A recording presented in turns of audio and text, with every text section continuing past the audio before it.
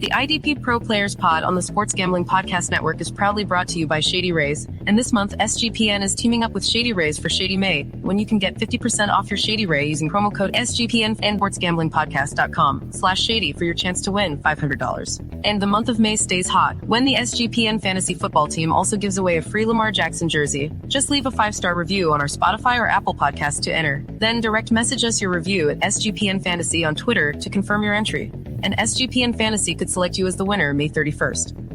We're also brought to you by our Kentucky Derby contest. The winner gets a $100 SGPN gift card exclusively on the SGPN app.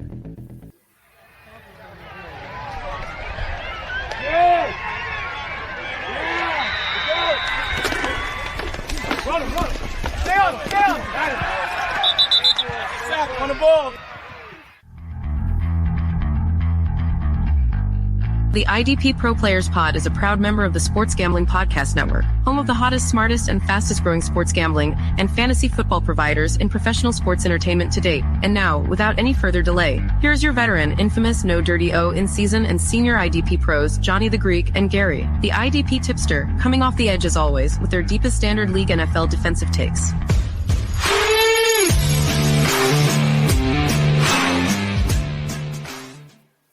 Welcome back to the IDP Pros podcast. My name is Johnny the Greek. Good to have everyone here this week. I am joined, as always, with the senior IDP analyst for the SGPN network, the man, the myth, the legend, the IDP tipster, Mr. Gary Van Dyke. Gary, how are you, sir?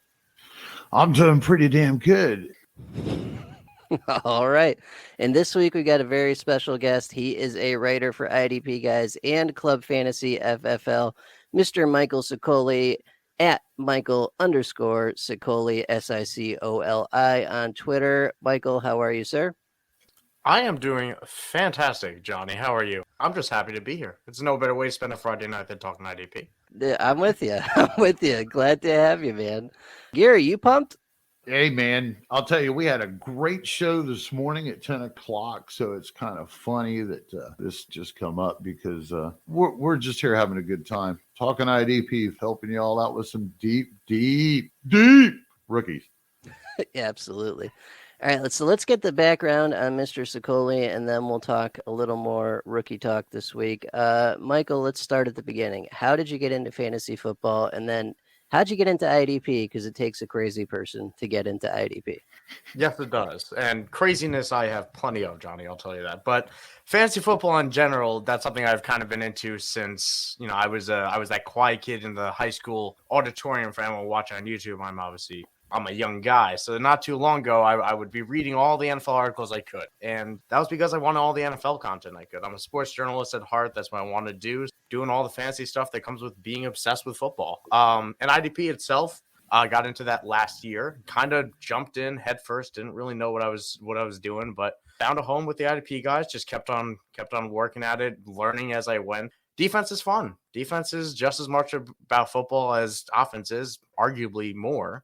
So I do think there's some logic to applying some of our lovely fantasy points to our defensive friends. So I like to root on all sides of the ball here. Nice, love that. I know Gary appreciates that. No dirty O. Well, I'm starting to. No, I'm not.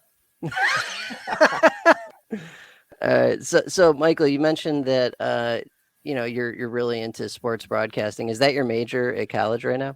Graduated last year in journalism. My master's that I should be getting in a week if all things go well will be in sports journalism. So some talking on shows like this, some writing, sports reporting, things like beat reporting in the NFL. That's the goal. Big soccer guy as well, but that's not what the show's about. Whatever I can do. I just want to be in that sports world and contribute. Hey, they play defense. And all John is a soccer fan, so you never know where this might wander off to. I am a soccer fan. We're already deviating from the plan here. Sorry, Gary. That's awesome, man. What's your dream gig? Is it ESPN, NFL Network? Talk us through that. It probably would be more or less NFL Network. Again, the NFL really is that goal. So anytime I can get close to a team, if that means beat reporting or not, I guess that really wouldn't be as much NFL Network. But I think grad year has really shown me that I can do a lot more than just write, which is what I thought I could do. And doing a lot of stuff with the IDP guys, doing fantasy football, it really expands what you can do across different mediums. So talking it out, talking about football, whether it's NFL Network, ESPN, beat reporting for The Athletic has always been a dream of mine. Just, nice. I want to be in the industry. That's really all I know. Damn, you're on your way, man. Yeah, hopefully. Keep grinding. That's awesome, man. That's good stuff. Circling back to fantasy. So what's your favorite format if you had to choose just one, and platform? So in a general sense, for every viewer out there, I'll just start with the offensive thought. A lot of people love the Superflex tight end premium. They've getting around to it. And I'm getting into the Superflex a little bit more than I used to. You know, one QB has always been a little bit more of my safe point, and that's what I've always cared about. But, you know, as long as I got PPR in there, I like throwing some mixes in there. Some vampire formats have been a lot of fun. I tried that for the first time this past year. So just, I really don't have, I don't even know if I have a favorite, really. I get everything fantasy. If I had to pick one, it would be Superflex Dynasty. Big Dynasty guy. Oh, God, man, I suck at Superflex, man. I suck so bad. Scott Fish, hey, man, I'm just there to take those losses. That's what I'm there for. Not a good year for me either. No, man, 2 years in a row. Gee, hey, I did win one more game. I think I was just above 50% this year. Morning. Nothing like waking up to crying kids, hungry pets, and an angry alarm clock. All a football fan wants is to get your kids to school, feed the dogs, and clock in at the office, and then you can finally settle in and enjoy a moment of peace with your morning cup of coffee. And you are just in time for the SGPN IDPro Manager Podcast, nice, which your idiot league mates haven't yet discovered. Ha! Let Brad, Craig, and Gary start your day with all the reliable IDP information you need. Money. Tune in every Friday at 10 a.m. Eastern on the SGPN Fantasy Football YouTube channel, where your SGPN IDP pros know exactly what you need, awesome, besides another cup of coffee. Shady Rays is teaming up with SGPN for Shady May, so not only do you get an amazing 50% off, but you also have a chance to win $500 in cold hard cash. And Shady Rays always has you covered from the sun to the slopes, with premium polarized shades, customizable snow goggles, durable frames, and extremely clear optics for outdoor adventures. Shady Rays offers the most insane protection in all eyewear. Every single pair of sunglasses is backed by lost and broken replacements, so if you lose or break your pair, even on day one, they will send you a brand new pair, no questions asked. And you can wear your Shady Rays with confidence when Shady Rays has your back long after you purchase. So if you don't love them, exchange them for a new pair, or return them for free within 30 days. There's never a risk when you shop with Shady Rays. Their team always has your back. The SGPN Fantasy Football team is giving away a Lamar Jackson jersey in the month of May. Leave us a 5-star review on our Spotify or Apple Podcast page to enter. DM us your review at SGPN Fantasy on Twitter to confirm your entry. Winner will be selected May 31st. Michael, what's your favorite team NFL-wise and outlook for the season if you had to make a guess of what that team's going to look like for this year? I would be wearing my TJ Watt Steelers jersey right now if I haven't worn it for like the last 3 streams I've been on. But it's the Pittsburgh Steelers. Always been always a Steelers fan. I grew up in New York, but my dad was a Giants fan that couldn't stand his own team, and the Jets were the Jets, so it was kind of hard for me to root for that. So I jumped right on board with my uncle, jumped on the Steelers train. Don't think they're going to finish better than 3rd. I think it'll be a better year. I just don't see how they're better than an 8 to 9 win team. Max out at 10, bottom out at 7. But Mike Tomlin's kind of established a good floor with this organization. It's just I don't know what the ceiling is with Kenny Pickett. Hey, good news. We might actually have a linebacker surface. No, because whoever's playing linebacker, there's going to be a lot of. If Cole Holcomb's there, I mean, if he's healthy, It should be a You really excited? Nice year. I'm excited for that.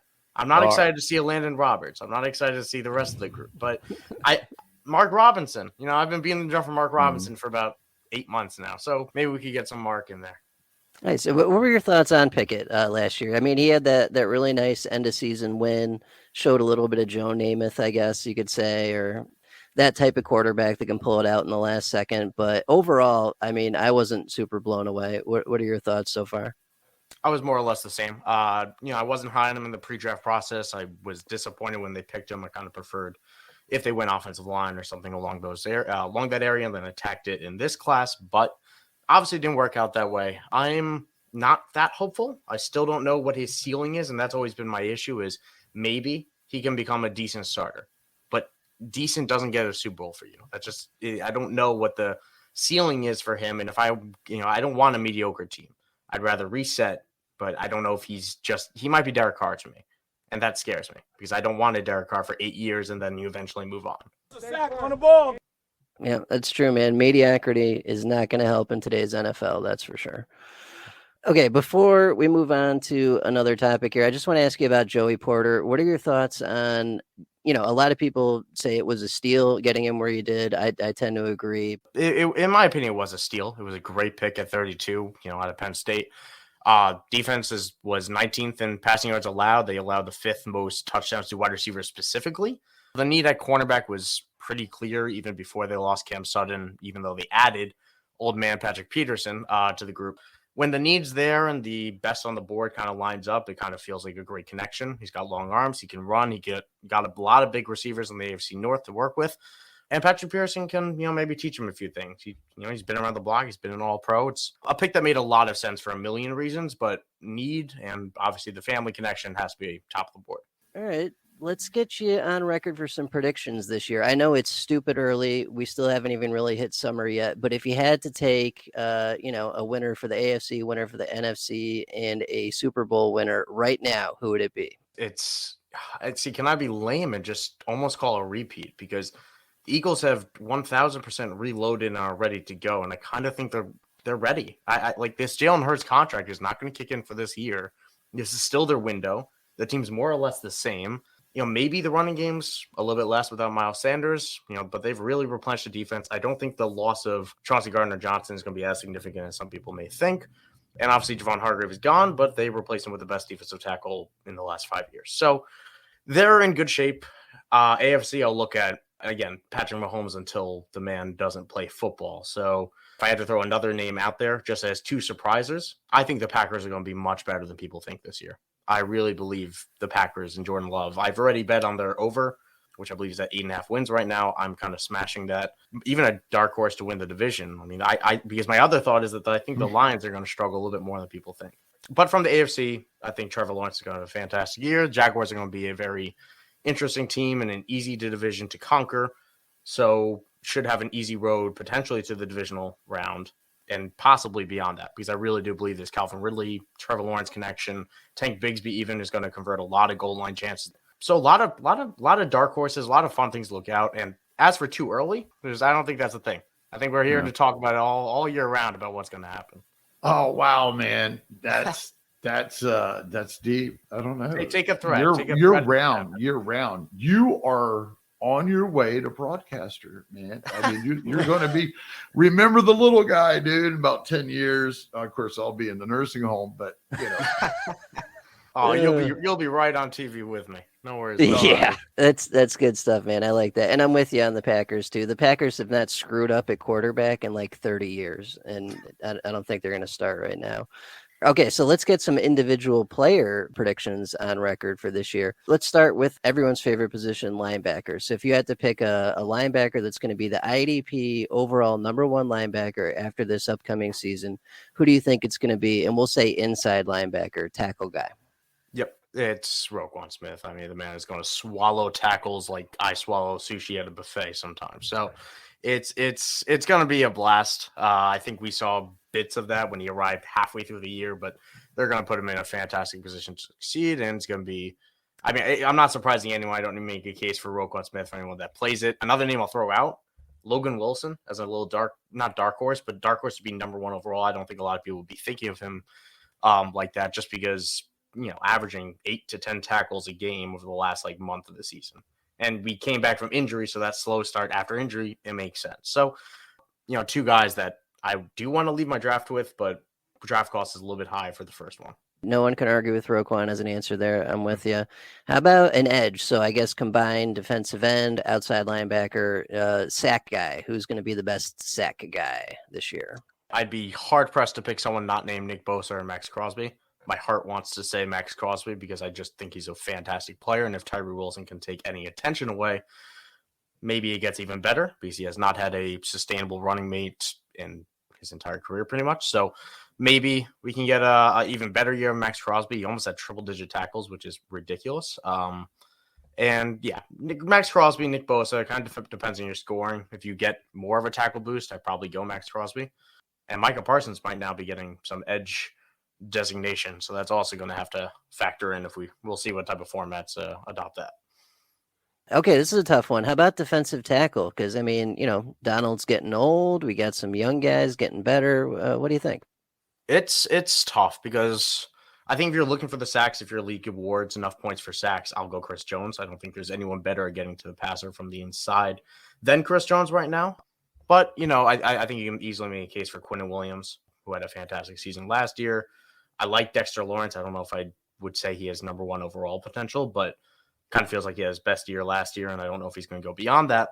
Easy answer, Chris Jones. My number 2 guy would probably be Quinnen. Nice. Yep. How about safety? That's I mean, you could say Derwin. Everyone says Derwin, but he also is going to get hurt at least a couple times next year. So if I pass away from Derwin, because that is the name that comes to everyone's mind, I think Kyle Hamilton has that type of upside. I think he was the same freak. I'm just going to say it. I'm going to say it. He was fantastic over the second half. Damn. Whoa. Let's get that.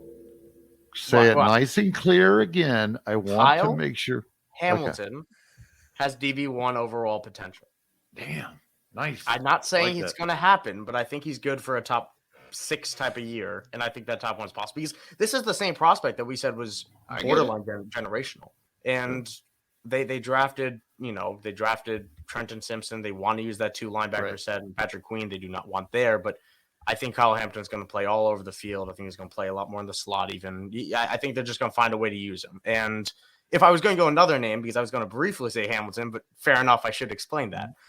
Buda Baker. If Buda Baker's still in Arizona, I think that would probably be my pick, if not Derwin. We're already talking about that rookie Simpson, right? I think it was his name, the linebacker. All right. Trenton, so we got Patrick Queen, we got Roquan Smith, which you already hit on earlier. And he's going to kill it. So, and now we're throwing in Kyle Hamilton.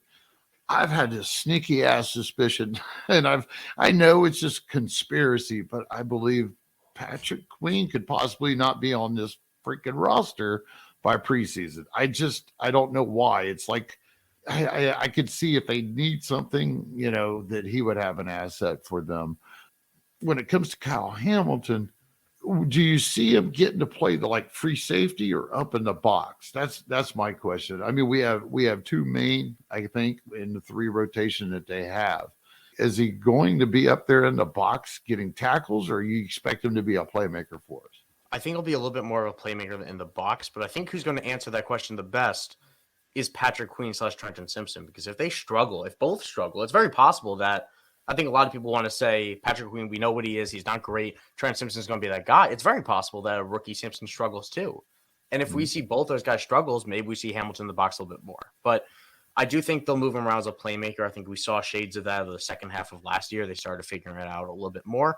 It's something I'm definitely going to be diving into a lot more before I confidently, even though I did confidently say it before, but it's something where I'm kind of trusting the talent to say that it's possible. I think DB1 top 5 type of thing or top 8 is well within the range of outcomes. The IDPros podcast on the SGPN network is brought to you by Underdog Fantasy.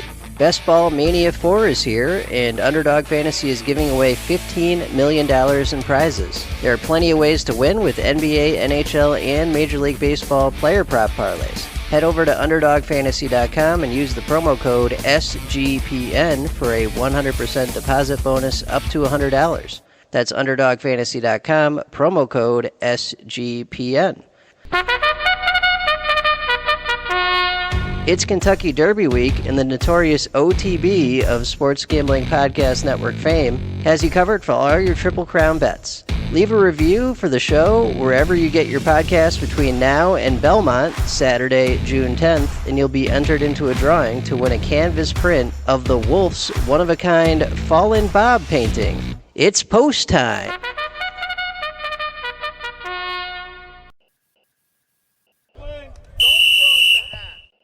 Everybody remembers what the draft stock that they put into Malcolm Harris. What was that high state guy's name? I think he's somewhere.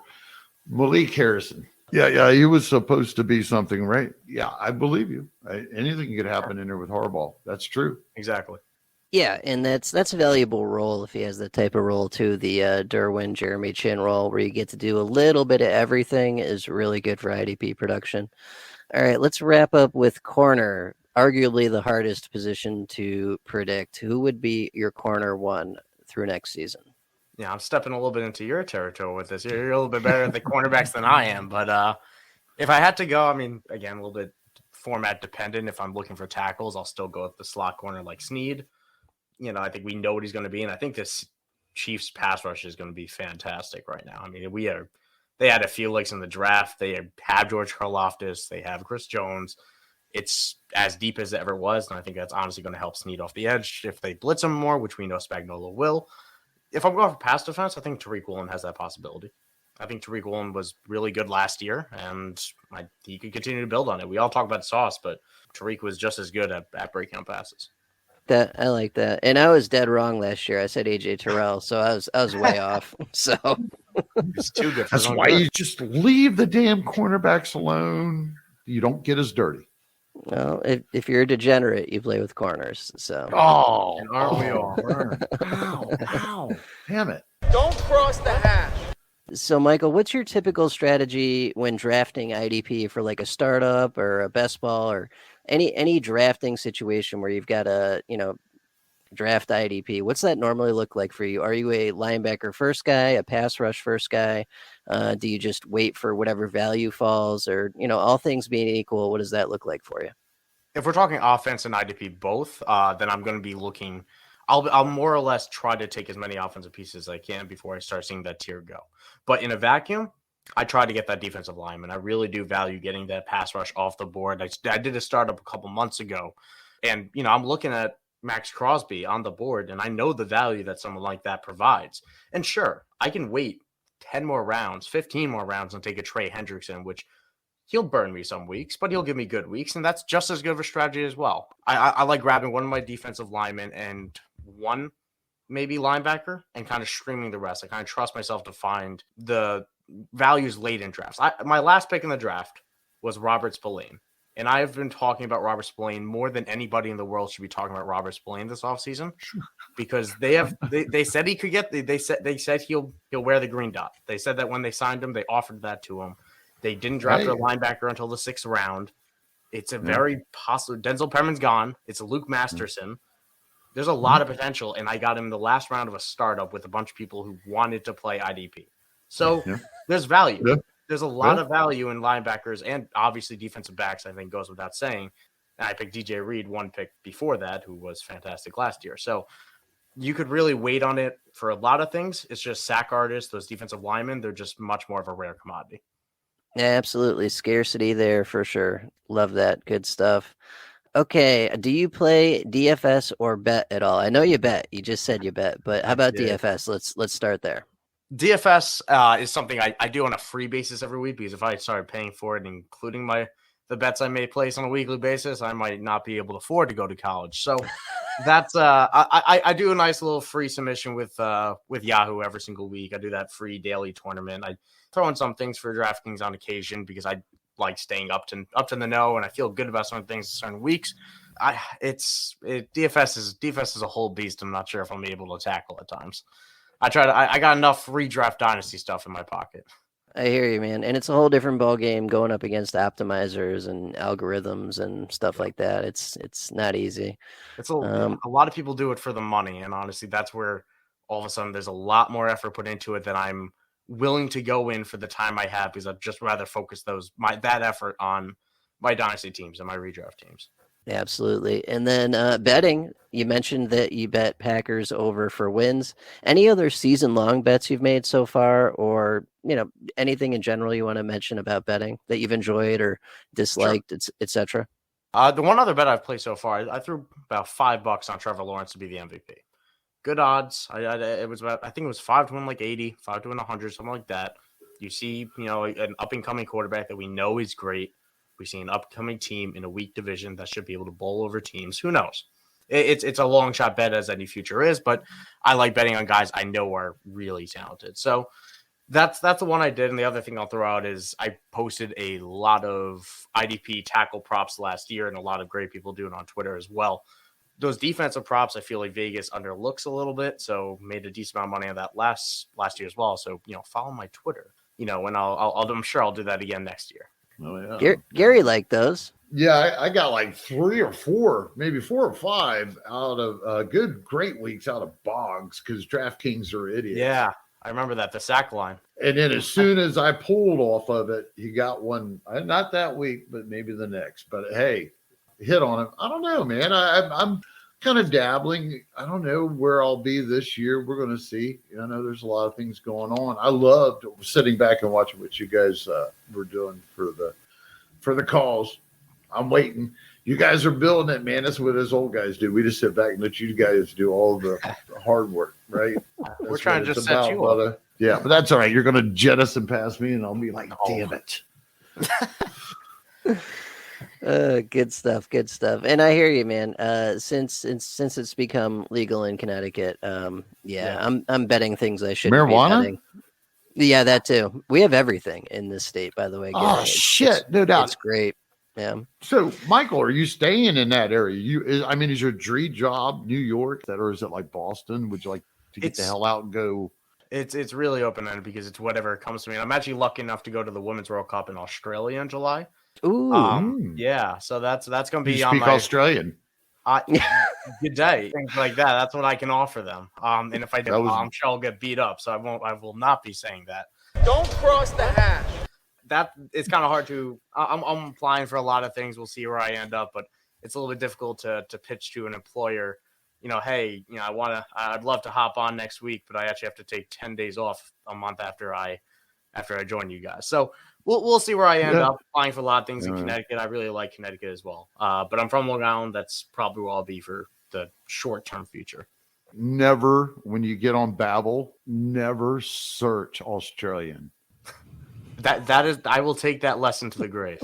Okay. Fact: the National Breast Cancer Foundation reports that a woman is diagnosed with breast cancer every 2 minutes. And we already know finding new innovations in research, surgical options, and clinical trials is essential to finding a cure. And to all those fantasy football ladies that may be listening, we also know with early detection your survival rate goes up. And that's why breast self-exams are very important, and the best way to give your old girls their best fighting chance to win the championship. So, with all that being said, the fellas here at the IDP Pro Players Pod would like to remind everyone, the National Breast Cancer Foundation does take donations, so please, go and give what you can. And let's give our mothers, our wives, our sisters, and every woman, the support, the resources, and maybe even more importantly, the hope, by knowing we all really do care. All right, let's switch gears. Let's talk rookie drafts because Christ knows we're in quite a few right now. Who would have been some of your favorite rookie draft targets so far? What are some guys that you found like good deals on so far? Honestly, I feel like the higher up guys that should be going earlier are still falling a little bit too far. So, I mean, the guys I like, I'll throw out a couple late offensive guys. I like Jaden Reed on offense in the second round. I like Zach Evans in the 6th round, even though it's a little bit tougher to break through. But defensively, Dorian Williams, I have been pounding the rock for on Twitter like it's a drum in a band. I don't know. But I'm all in on Dorian Williams, Tulane linebacker, was the defensive MVP of the Cotton Bowl against USC when they pulled off that upset. He's fantastic. He's got good size to replace Tremaine Edmonds. There's not much competition in Buffalo. I think he's going off the board. Even if he's going off the board in some people's top 5, that's top 5 linebackers still going a little bit late in those mixed drafts. So him, Dion Henley is a great name to know. Los Angeles, Kenneth Murray is an absolute dud at this point. And Trent Simpson has some nice upside for everything Gary said before about Patrick Queen may not be on this roster. I think he will be, just because I think the only way he's not is if it's traded, and I don't know who's trading for him. But next year, he is not a Raven. So yes, he is. They did not pick up his 5th-year option, and he's reportedly on the trade block. Just, I don't know who's sending a pick for him, truthfully. Good stuff there. Was there anything in the draft that surprised you, like big time overall? I was surprised defensively. Adetonwa Adebayor out of Northwestern. I had him as a late day 1 guy, early, mid day 2. He was one of the best athletes at the combine along the defensive line. He fell all the way to the Colts in the 4th round, which is a good spot for him. They haven't replaced Ngakoue. He could very well step it on the edge at times if he develops as they hope he does. But I was hoping he would get day 2 capital. So probably off the IDP radar for now, outside of really deep formats. Any flag plants you want to make? I mean, besides the obvious, like Will Anderson's going to be good. Yeah, we know. Anyone not so obvious that you want to flag plant IDP wise from rookie drafts? I don't know how deep we're going to go, but I'm going to stick someone with deep, the top. Man, go long. Oh my goodness, you're going to push me to go deep. I'm a little bit go worried long, about that. brother. I'll stick with someone at the top. Dorian Williams, I am planting my flag on completely. Very, very high on what he can be in that defense and just as a good player overall. I love Jordan Battle's fit. 3rd round Alabama safety in Cincinnati. I think he is a perfect replacement for Von Bell. I think he opens up Dax Hill to be that coverage guy, do whatever they want with him. He's a little bit more versatile, but I truly believe that Jordan Battle is going to be a plug-and-play piece for him. I think he starts over Nick Scott, or Dax starts over Nick Scott, and then, Battle fills in with that mixed box, coverage, playmaking role. So I think he's going to be a fantastic fit in Lou Anarumo's defense. Gary actually put together a pretty good list here of some later round guys that may end up being, really good values for dynasty or producers down the road here. You guys already mentioned Trenton Simpson. How about Zach Harrison, defensive end Falcons, went in the 3rd round, 75th pick from Ohio State. Let's start with Michael, then we'll hit Gary here. It's a pick that makes a ton of sense because he's a guy that underachieved in college, but has the 5-star high school pedigree, has one of the longest arms in the class, if not the longest wingspan, with 36 and a quarter inch arms. He's got everything you would want an edge rusher. He just only had 5.5 sacks over the last 2 years. It's a guy that can kind of slide inside a little bit more, and it fits what the Falcons are doing. I mean, you look at what they did this offseason. They brought in Bud Dupree, 1-year deal. They brought in David Onyemata to fix the defensive line. They brought in Calais Campbell on a 1-year deal. They drafted Arnold I'm going to butcher his name, but Abiteke, last year in the 2nd round. They have made a concerted effort to fix this defensive line with Grady Jarrett still in the middle. So Zach Harrison's an extension of that. And half those guys I just said are on 1-year deals. Doesn't feel like a 2023 name, but somebody that if he lives up to the potential he didn't get to with the Buckeyes, he can do that with the Falcons. It's a nice stash, taxi squad totally type of guy. There's a lot of veterans on there to learn from, so at least he's got that to go for it. Defensive line coach could completely suck ass, and you'd still have a lot of good veterans on there to spread that knowledge, wouldn't you? Absolutely.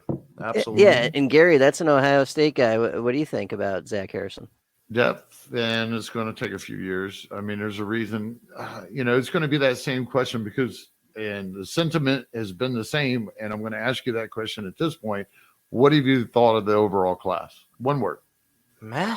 I mean, yeah, it's not even a word. I love it. I love it. Meh, didn't even deserve it. Fine. I'm content with it. There's going to be hits. There's going to be a lot of misses. It's fine. Outside of Will Anderson, Jalen Carter, I don't know what top end talent. You're the glass is half full type of guy, right? Normally, no. I am told I am the most pessimistic of the bunch. Normally, I get perky. I get perky at times when I talk IDP. Yeah. Gary, he lives in Connecticut now. He's just as big as pessimist as I am. You should know that. It's the state of pessimist. That's what we're known for. I gotta visit. Yeah, you wouldn't have a good time. Hey, man, I live in Ohio. What the? What's that? Your computer has another virus? Well, my friend, you need help to stop your obsession with the dirty O. All of this searching for air yards and yards after catch and blah, blah, blah. Stop your dirty O obsession by searching for the IDP Pro Players podcast instead and focus on the other side of the balls. I mean ball. The crew on the IDP Pro Players podcast care about you and your technology by holding true to their no dirty O mantra. Every week, Gary and Jon bring you the IDP content you need to save your rosters and dominate your league while avoiding the dirty O. So save your technology by tuning into the IDP Pro Players podcast with your longtime and totally unoffensive veteran hosts, Johnny the Greek and Gary the IDP tipster. Follow them on Twitter at @IDPro. One word at the IDP Pro Players Pod.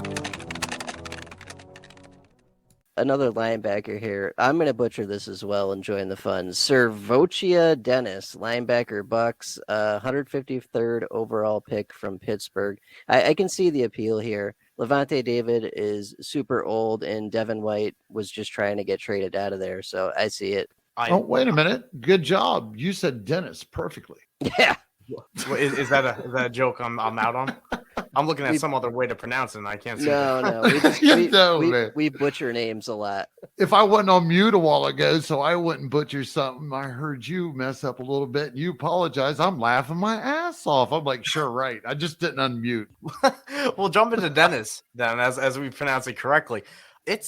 I liked it a lot. Like, if of all the names we're going to talk about here, this might be my favorite, just because, draft capital is not great. It's not for any of these guys, but like you said, Levante David, expiring deal. I was surprised they brought him back at all, but it's really just that nod to what he's done for the franchise.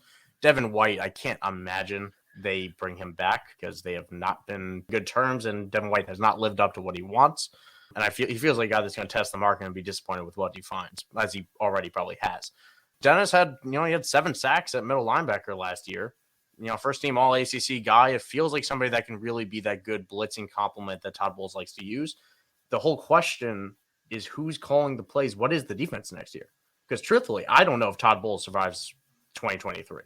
And then all of a sudden we might have an entirely different situation that Dennis is thrown into, which, for whether he could fit now might be one question as opposed to does he fit in the next scheme? It's impossible to know, but it's the type of thing I kind of want to think about going ahead because this is going to be an ugly year for Tampa. Yeah, Gary, any thoughts on that? No, not really. I mean, he covered it.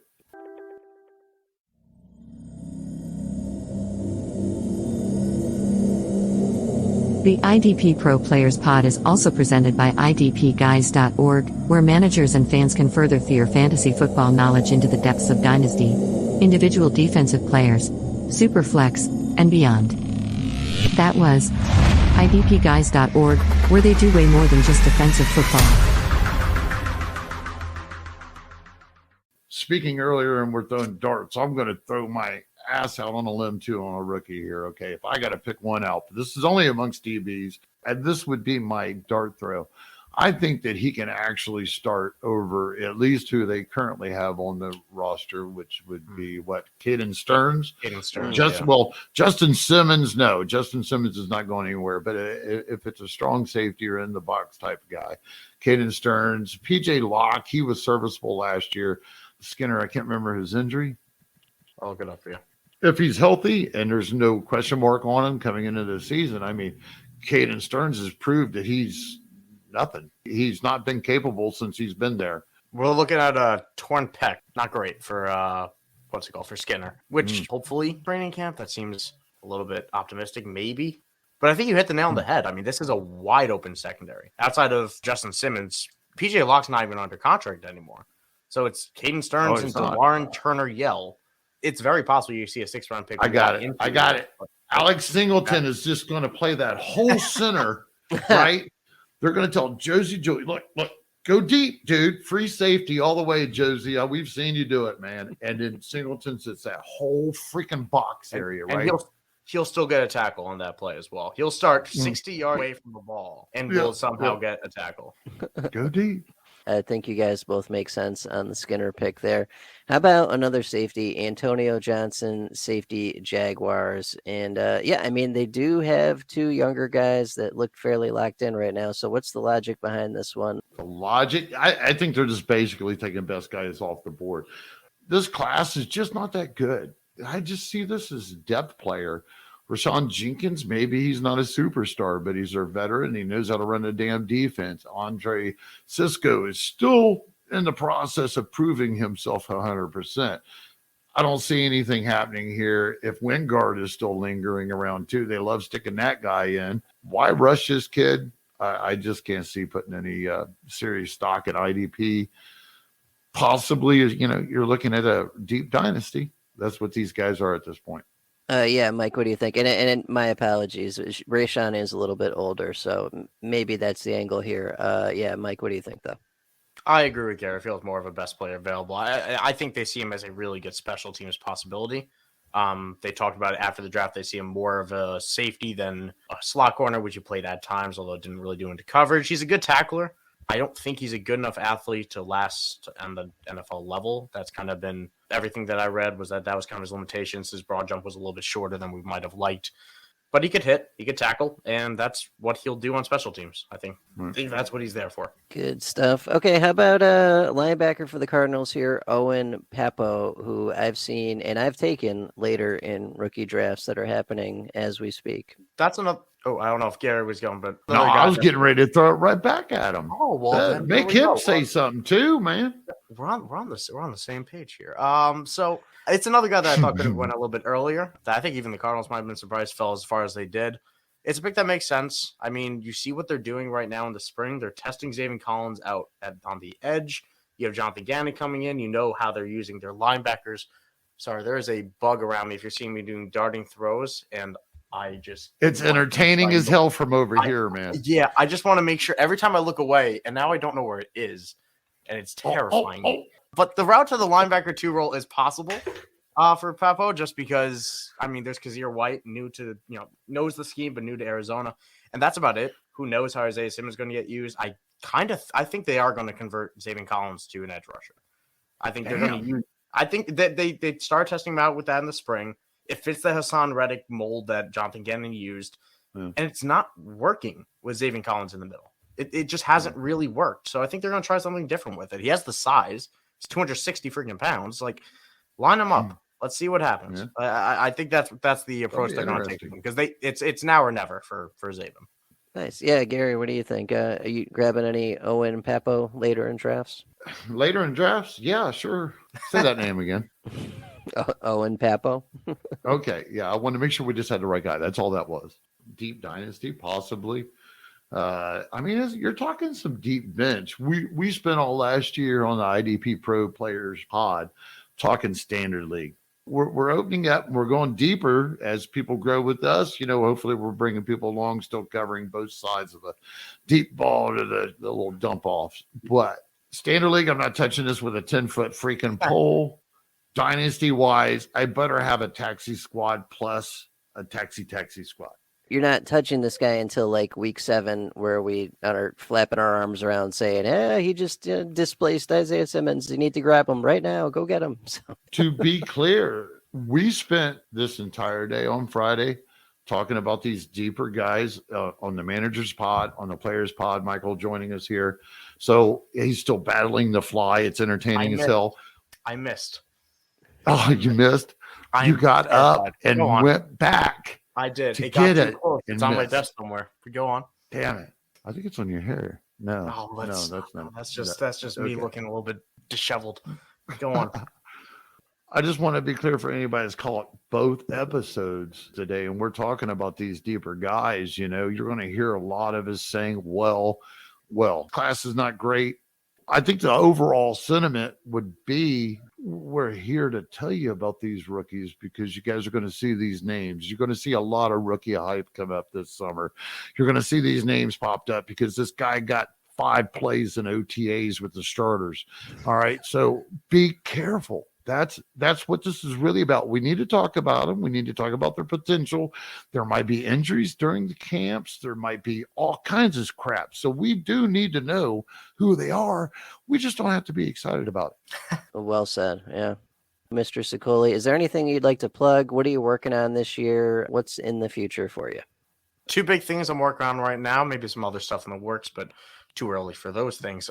I run a weekly IDP newsletter. That would be great for our listeners here. The IDP guys, the link for that is in my Twitter bio. It comes out every single week. I try to highlight everything that is defense focused because, as I'm sure Gary can say, we have more than enough offensive content out there. Let's get defensive headlines straight to your inbox every Wednesday morning. And I also start up a Dynasty offense. I will say it is an offense Dynasty podcast with Club Fantasy. It goes every Sunday.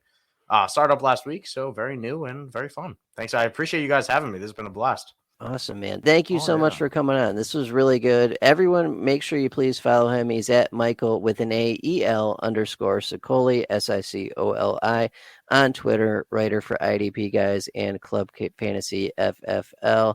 Gary, you want to take us out? We'll see you guys next week, and it won't be about any rookie.